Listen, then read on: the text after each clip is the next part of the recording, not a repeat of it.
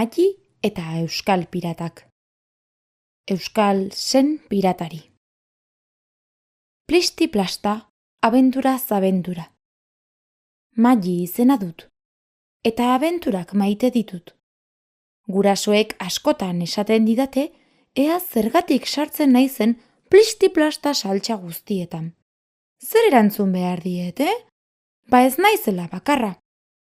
Aitona Antton, adibidez, ni bezain bihurria da. Agian gehiago. Arkeologo aritu da bizitza osoan, eta historia eta istorio guztiak ezagutzen ditu. Eta badaki non ezkutatzen diren abenturarik handienak. Izan ere, abenturak tximistak balira, Aitona tximistorratza. Guztiak erakartzen ditu. Edo ia guztiak hobeto esateko. Bestela, nigana etortzen dira eta. Ikusi bestela nola aurkitu genituen euskal piratak eta nola egin genien aurre altxorra kendu nahi zigutenei.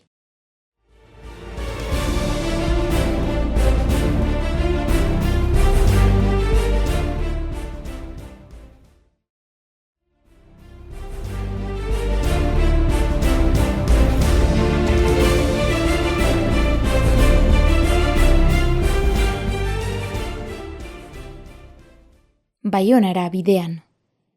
Duela astebete, larunbat goizean, txango bat egin nahi genuen furgoneta zaharrean.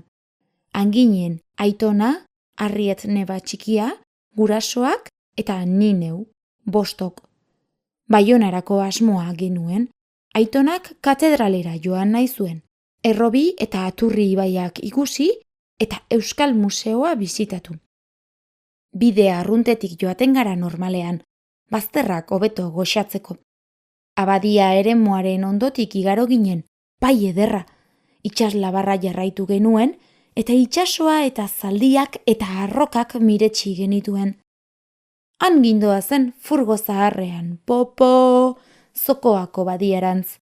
Ezagutzen dudan lekurik politenetakoa da, Donibane Loizuneko hondartza ertz batean, zokoako gotorlekua bestean, eta Ziburuko kosta pasiera erdian.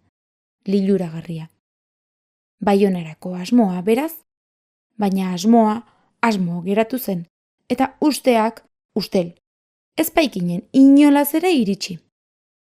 Ei! Oiukatu zuen Aitonak bapatean. Furgoko leioa jeitsi, burua kanpora atera, eta besoak astintzen hasi zen, zoro baten moduan. Fragata bat! Pirata banderarekin! Burua furgoaren barrura sartu zuen. Aita eta amari zuzendu zitzaien azkar-azkar. Jakes, garazi, geratu egin behar dugu.